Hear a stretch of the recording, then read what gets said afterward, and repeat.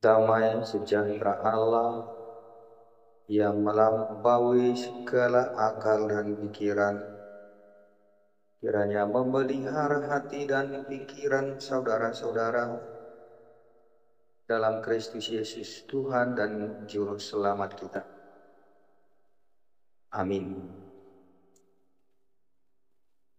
Jemaat yang terkasih, selamat hari Minggu. Shalom.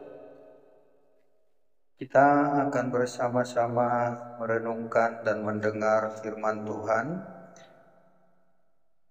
Karena itu mari kita mempersiapkan segenap hati dan seluruh hidup kita untuk menerima firman Tuhan yang tertulis di dalam Injil Yohanes pasal 3 dari ayat 22 sampai 30. Demikian firman Tuhan. Kesaksian Yohanes tentang Yesus. Sesudah itu Yesus pergi dengan murid-muridnya ke tanah Yudea, dan ia diam di sana bersama-sama mereka dan membaptis. Akan tetapi Yohanes membaptis juga di Ainon dekat Salim, sebab di situ banyak air. Dan orang-orang datang ke situ untuk dibaptis. Sebab pada waktu itu Yohanes belum dimasukkan ke dalam penjara. Maka timbullah perselisihan di antara murid-murid Yohanes dengan seorang Yahudi tentang penyucian. Lalu mereka datang kepada Yohanes dan berkata kepadanya, "Rabi, orang yang bersama dengan engkau di seberang sungai Yordan, dan yang tentang dia engkau telah memberi kesaksian, dia membaptis juga, dan semua orang pergi kepadanya." Jawab Yohanes, "Tidak ada seorang pun yang dapat mengambil sesuatu bagi dirinya kalau tidak dikaruniakan kepadanya dari sorga. Kamu sendiri dapat memberi kesaksian bahwa aku telah berkata, aku bukan Mesias, tetapi aku diutus untuk mendahuluinya. Yang empunya mempelai perempuan ialah mempelai laki-laki. Tetapi sahabat mempelai laki-laki yang berdiri dekat dia dan yang mendengarkannya sangat bersuka cita mendengar suara mempelai laki-laki itu. Itulah sukacitaku. Dan sekarang sukacitaku itu penuh. Ia harus makin besar, tetapi aku harus makin kecil." Demikian firman Tuhan. Saudara-saudara jemaat yang dikasihi Tuhan Yesus, minggu hari ini disebut Minggu Letare, artinya bersukacita. Bagaimana supaya hidup kita bersukacita? Inilah yang menjadi bagian dari renungan dan kita mau bawa dalam kehidupan kita masing-masing. Dalam bacaan kita ini, murid-murid Yohanes Pembaptis merasa khawatir dan bahkan juga cemas karena orang-orang sudah mulai melirik kepada Yesus dan melakukan juga pembaptisan. Semakin banyak orang yang condong mengikut kepada Tuhan Yesus dan murid-muridnya daripada Yohanes Pembaptis, karena melakukan pembaptisan yang sama. Nah, karena itu murid-murid Yohanes mengadu, menyampaikan kepada Yohanes, "Guru, bagaimana ini? Sudah semakin banyak orang-orang yang pergi kepada Yesus yang kamu baptis dulu. Dan semua orang sudah ke sana. Dia juga membaptis." Nah, hal-hal seperti ini kadang-kadang bisa terjadi dalam pengalaman kita sehari-hari. Kita punya banyak saingan. Kita merasa tersaingi dengan orang-orang yang melakukan atau punya profesi atau juga mungkin punya rencana yang sama, pekerjaan yang sama dengan kita. Dalam banyak bidang kehidupan, saat ini cenderung kita dibawa dalam persaingan. Dan kita harus bersaing untuk bisa mempertahankan kehidupan kita, untuk bisa mencapai tujuan kita. Kita harus bersaing. Nah, karena itulah maka apa yang dialami dan dilihat oleh murid-muridnya Yohanes ini, wah, ini sulit nanti kami. Nanti kelompok kami semakin ciut. Jadi semakin lari ke sana semua. Tetapi apa yang menjadi jawaban Yohanes? Dan inilah yang harus menjadi pelajaran pegangan hidup bagi kita. Saudara-saudara, dunia ini dan segala pilihan-pilihan kehidupan orang-orang yang berbagai macam, apalagi semakin banyaknya, semakin padatnya penduduk, semakin banyaknya orang yang berupaya untuk mencapai tujuannya masing-masing. Semua orang merasa bersaing. Dan bahkan persaingan itu pun akan cenderung memaksa orang untuk melakukan kecurangan. Kecurangan apapun akan dilakukan, yang penting dia bisa mencapai tujuannya, bisa menang dalam persaingan. Nah, ini juga perlu untuk orang-orang tua bagi anak-anak.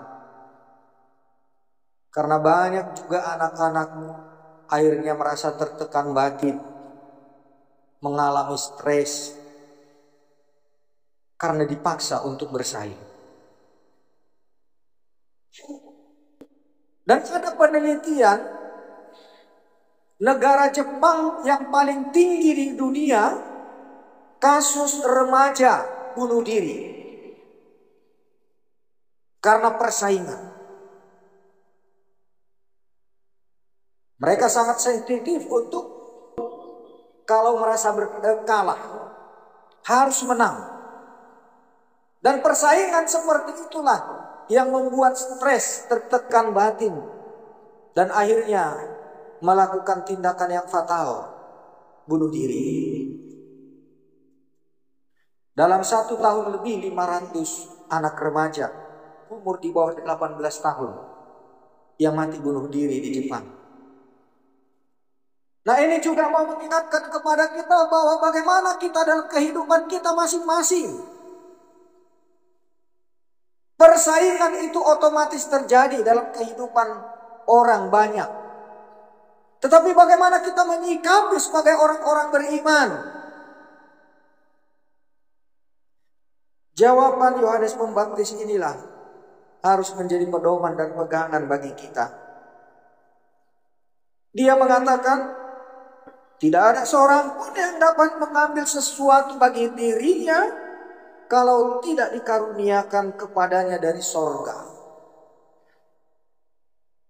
Tidak ada siapapun yang bisa mengambil bagi dirinya kalau itu bukan diberikan dari sorga. Nah, bagaimana kita dalam persaingan, dalam dunia yang semakin memaksa orang untuk bersaing? Kita mungkin bisa menang, mencapai tujuan pilihan kita. Tetapi tanya diri kita masing-masing, Apakah itu tujuan yang Tuhan mau, yang Tuhan maksudkan bagi kita, atau tujuan yang kita paksakan diri kita? Atau bahkan mungkin bisa saja yang ditawarkan oleh iblis kepada kita. Oleh karena itu saudara-saudara, kita tidak perlu merasa bersaing yang seolah-olah bagian kita sudah diambil oleh orang lain. Itu tidak benar. Kita harus paham dengan baik. Kita percaya bahwa Tuhan sudah menyediakan yang spesifik, spesial bagi kita masing-masing. Bagi setiap orang, Tuhan sudah menyediakan yang menjadi bagiannya, yang menjadi jalan hidupnya. Karena itu ketahuilah apa talentamu, apa yang menjadi bagianmu, apa yang Tuhan rencanakan bagi hidupmu, supaya engkau tidak mengambil bagian orang lain, atau tidak memaksakan diri untuk apa yang engkau anggap itulah menjadi tujuanmu, padahal bukan. Karena itulah saudara-saudara, satu prinsip iman yang harus kita pegang. Tidak ada manusia yang kebetulan datang ke dunia ini, kecuali kalau dia memang tidak percaya kepada Tuhan. Setiap kita orang-orang yang percaya, apalagi di dalam Yesus Kristus, kita percaya bahwa kelahiran kita di dunia ini, dari keluarga orang tua kita, dan juga jalan hidup kita, untuk apa kita ada di dunia ini, mau kemana kita dimaksudkan oleh Tuhan, itu sudah tersedia. Tuhan sudah tentukan, Tuhan sudah atur, Tuhan sudah sediakan semua. Tetapi ketika orang tidak melihat dan tidak mau mendengar apa yang Tuhan maksudkan bagi dirinya pribadi masing-masing, orang akan memaksakan jalan hidupnya yang sesungguhnya bukan itu jalannya. Dan akhirnya dia mengambil milik orang lain dan mengambil jalan orang lain. Disitulah kekacauan itu terjadi. Inilah yang harus diingat. Tidak ada seorang pun yang dapat mengambil sesuatu bagi dirinya kalau tidak dikaruniakan kepadanya dari sorga. Nah, karena itu saudara-saudara, kita harus percaya bahwa kehadiran kita di dunia ini adalah dalam rencana Tuhan. Tuhan sudah mempersiapkan bagi setiap orang jalan hidupnya yang menjadi bagiannya. Tetapi tentu kita harus tekun mendengar kepada Tuhan, membuka hati kita dan memberikan telinga kita untuk mendengar. Itulah perlunya kita beribadah, berdoa, dan mendengarkan firman Tuhan. Tekunilah firman Tuhan. Kenallah apa talentamu, pemberian Tuhan bagimu. Untuk apa itu diberikan Tuhan? Untuk apa kau hadir di dunia ini? Apa yang diberikan Tuhan bagimu? Jalan hidup kita masing-masing sudah disediakan oleh Tuhan. Nah, karena itu saudara-saudara, kita harus mendengar, mencari apa yang Tuhan mau, maksud dan rencana Tuhan bagi kita masing-masing, supaya kita tidak lari dari jalan yang Tuhan sudah sediakan bagi kita, dan akhirnya kita pergi kepada jalan yang punya orang lain yang sesungguhnya bukan jalan kita. Kita mengambil yang punya orang lain yang sesungguhnya bukan kepunyaan kita. Padahal Tuhan sudah sediakan bagi kita, masing-masing kita. Nah, karena itu saudara-saudara, jangan takut kalah. Kalau dikatakan bersaing, ya bersaing dalam arti supaya kita memacu potensi diri kita, semangat kita, ketekunan kita, supaya kita menemukan jalan hidup kita, bukan jalan hidup orang lain yang kita ambil. Dan kita bukan pergi kepada jalan yang lain. Supaya kita menemukan jalan hidup kita. apa yang Tuhan maksudkan, apa yang Tuhan sudah sediakan bagi kita. Nah, karena itu juga saudara-saudara, kalau minggu ini disebut Minggu Letare bersukacita. Sukacita kita adalah kalau kita sudah tepat on the track, ada pada jalan hidup kita. Maka kita akan nyaman, aman, damai, sejahtera. Dan tidak akan pusing, tidak akan stres. Tidak akan sulit kita mengerti kehidupan ini yang begitu banyak orang dalam persaingan-persaingan yang mengakibatkan hal-hal yang fatal dalam kehidupan ini. Yohanes Pembaptis mengatakan tentang Yesus, "Aku datang untuk memberitakan tentang Dia. Aku diutus untuk mempersiapkan jalan mendahului Dia." Karena itu dia tidak akan cemburu, tidak akan iri hati, tidak akan merasa tersaingi. Justru dia bersuka cita bahagia kalau dia mempersiapkan jalan bagi Mesias. Dia dipakai oleh Tuhan menyediakan jalan bagi Mesias untuk datang ke tengah-tengah dunia ini. Karena dialah juru selamat. Nah, ini juga saudara-saudara, ada penyakit yang parah dalam diri mungkin hampir rata-rata orang yang punya potensi tertentu. Disebut Messianic Syndrome. Dia mau menyelamatkan orang lain, menempatkan dirinya seperti juru selamat, seolah-olah dia bisa menyelamatkan orang lain. Dengan potensi, dengan apa yang dia capai, dia anggap dia akan bisa menyelamatkan orang lain. Nah, kadang-kadang kita orang tua juga salah mendidik bagi anak-anak kita. Karena itu anak dipaksa untuk dipacu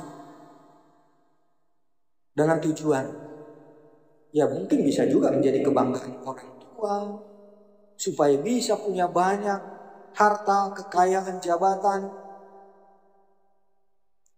Tetapi apa yang dikatakan oleh Yohanes? Aku hanya menyediakan jalan bagi dia, untuk mendahului dia, mempersiapkan jalan bagi Tuhan Yesus. Begitu juga lagi. Penyelamat hanya Yesus satu-satunya. Kita orang yang patut untuk diselamatkan.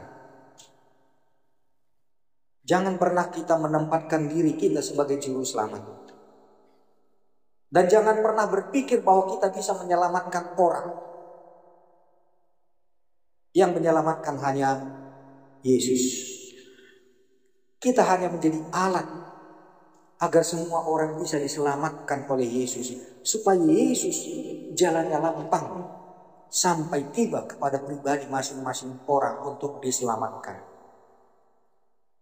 Nah, karena itu bagaimana kita dengan potensi diri, dengan karakter milik kita, dengan bagian kita, dengan jalan hidup kita, dengan apapun yang kita lakukan, supaya Yesus datang dan menyelamatkan. Kita hanya sebagai alatnya. Dan biarkanlah Yesus yang menyelamatkan. Termasuk kita sendiri harus diselamatkan oleh Yesus. Dialah juru selamat. Jangan pernah kita berpikir menjadi penyelamat. Tetapi kita juga butuh diselamatkan oleh Dia. Sehingga kita tidak akan stres dan tidak akan memaksakan diri. Harus saya nomor satu. Nah, mungkin juga disinilah ada doktrin-doktrin yang berbeda dengan apa yang kita yakini di HKBP ini. Dan itu semakin banyak orang meniru-niru yang mengatakan harus menjadi kepala dan tidak pernah ekor. Apa artinya? Apa maksudnya? Jadi memaksakan diri harus dia kepala. Ya kalau memang itu bagian kita, ya puji Tuhan. Tetapi kalau bagian kita memang ekor, ya di ekor itu kita juga menjadi alat bagi Tuhan. Jangan paksakan diri untuk menjadi kepala. Tetapi supaya kita menjadi jati diri kita sendiri dan menjadi alat bagi Tuhan. Supaya Tuhan yang utama, bukan kita. Dan itulah banyaknya penyakit jiwa manusia. Sehingga berebut-rebut harus menjadi komandan, menjadi yang nomor satu. Biar kita bagian yang terbelakang, yang paling kecil, tetapi kita menjadi alat kemuliaan bagi Dia. Daripada engkau menjadi kepala, penguasa, tetapi menjerumuskan orang ke neraka. Kalau memang itu bagianmu, pakai itu untuk kemuliaan Tuhan. Apakah kepala atau ekor yang terkecil sekalipun, tetapi menjadi alat kemuliaan bagi Tuhan. Jangan paksakan dirimu harus menjadi kepala, harus menjadi kepala. Padahal engkau akan menyusahkan hidupmu, memaksakan hidupmu, dan bahkan juga menyusahkan bagi orang lain. Apalagi ketika engkau sudah menggunakan potensimu yang menjadi kepala itu, akhirnya bukan lagi melayani Tuhan, tapi sudah mempertuhankan diri, menjadi disembah oleh orang. Inilah yang Tuhan mau katakan melalui kesaksian dan pengakuan Yohanes Pembaptis. Mau menjadi apapun engkau, apapun yang menjadi bagian kita, biarlah menjadi alat bagi Dia untuk datang membawa keselamatan bagi semua orang, termasuk kita sendiri. Biar Dia yang makin besar, aku harus makin kecil. Biar aku terhina, tetapi Tuhan dipermuliakan. Seberapa yang ada pada kita, Tuhan yang harus dimuliakan. Tuhan yang harus mendahului kita. Kita sebagai pengikut. Dengan demikian, kita tidak perlu harus bersaing, akhirnya harus saling gontok-gontokan, merebut dengan cara yang tidak etis. Dan bahkan setelah tiba kepada apa yang kita maksud tadi, kita menjadi alat si iblis. Membuat orang ke neraka, menyengsarakan banyak orang, dan menghina Tuhan. Karena itu temukan di dirimu apa yang menjadi talenta bagianmu, apa menjadi jalan hidupmu. Jangan paksakan dirimu untuk menjadi orang lain. Kenal dirimu, temukan apa talenta pemberian Tuhan dan apa tujuan hidupmu, apa maksud Tuhan bagimu. Dan jadikan setiap apa yang kau miliki, yang kamu rencanakan untuk menjadi bagi kemuliaan Tuhan. Dengan demikian tidak mustahil lebih dari apa yang kau minta, lebih apa yang kamu harapkan, Tuhan akan berikan. Karena itu jadilah alat di tangan Tuhan. Dia yang harus makin besar, tetapi aku harus semakin kecil. Karena apa yang saya punya, apa yang Tuhan berikan kepada saya, itu adalah untuk memuliakan Dia. Dan jalan hidup kita, Tuhan sudah sediakan. Seturut dengan rencana Tuhan. Setiap orang sudah disediakan yang terbaik bagi setiap orang. Tuhan memberkati. Amin. Tuhan Allah Bapa di sorga, kami bersyukur atas firman-Mu pada hari ini, bahwa kami harus bersuka cita karena Engkau yang telah memberikan kepada kami anugerah kehidupan dan roh untuk dapat mengerti kebenaran firman Tuhan dan tahu akan berbagai rahasia dalam kebenaran. Terima kasih untuk setiap hal yang Engkau karuniakan bagi kami. Dan ajar kami Tuhan untuk melihat dan mengerti apa yang menjadi jalan hidup kami, apa yang Tuhan telah karuniakan kepada kami, agar pilihan-pilihan kehidupan kami tidak menjadi salah dan bahkan menyesatkan dan menyusahkan orang lain. Tapi jadikanlah kami Tuhan seturut dengan rencana dan kehendak-Mu, dan kami berjalan seturut dengan apa yang sudah Tuhan tetapkan bagi kami masing-masing.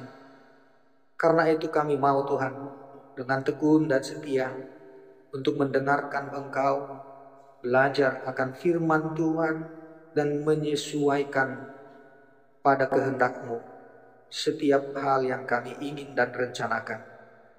Pakailah kami Tuhan menjadi alat kemuliaan-Mu, supaya dimanapun dan apapun yang kami lakukan, kami bersuka cita, karena Engkau pakai menjadi alat-Mu, dan kami menyediakan hidup kami untuk alat kemuliaan. Berkati setiap anak-anak kami, berkati juga setiap orang tua dalam cita-cita harapan bagi anak masing-masing, supaya seturut dengan kehendak dan rencana Tuhan saja. Bapa, kami mau berdoa pada saat ini untuk keluarga hamba-Mu Amang Sintua Tampu Bolon yang Kau telah jemput tadi malam, dan keluarga dalam kedukaan. Bahkan Inang Nyonya Sintua Tampu Bolon harus menjalani perawatan di rumah sakit. Tuhan berikan kekuatan dan penghiburan bagi semua keluarga, bahkan bagi semua jemaat-Mu yang berduka pada saat ini. Kami percaya Tuhan, ada rencana dan kehendak-Mu yang terbaik telah Engkau jadikan untuk hamba-Mu Sintua Tampu Bolon. Karena itu kuatkan keluarga, mampukan untuk dapat menghadapi dan bersaksi dalam kedukaan ini, bahwa Engkau setia dan tidak akan pernah meninggalkan melupakan mereka. Kami juga mau berdoa Tuhan untuk saudara-saudara kami yang sedang mengalami sakit, jemaat-Mu Amang Esi Tumeang berusia Gian dari WEG 1, Nyonya Banjar Nahor berusia Mamora dari WEG 2, Nyonya Lumban Batu Buru Napi Tukulu dari WEG 4, Nyonya Situmeang Buru Aritonang dari WEG 4, Aritonang Buru Panggabian dari WEG 7, Stefania Buru Nenggolan dari WEG 8. Bapa, kami membawakan mereka di dalam doa kami, agar Engkau Tuhan berkenan memberikan kesembuhan dan pemulihan dalam kasih dan kemurahan. Kami memohon, ulurkan tangan-Mu yang penuh kuasa kemuliaan atas tubuh dan juga jiwa roh saudara-saudara kami ini, sehingga mereka dikuatkan dan pemulihan boleh terjadi oleh karena kemurahan-Mu. Kami juga berdoa untuk setiap pribadi kami masing-masing dan orang-orang yang kami kasihi. Tuhan, sembuhkan, pulihkan segala sakit, penyakit, dan beban hidup yang menyusahkan, yang memberatkan kehidupan kami, agar kami juga boleh mempermuliakan Tuhan melakukan aktivitas, kegiatan, dan pekerjaan kami.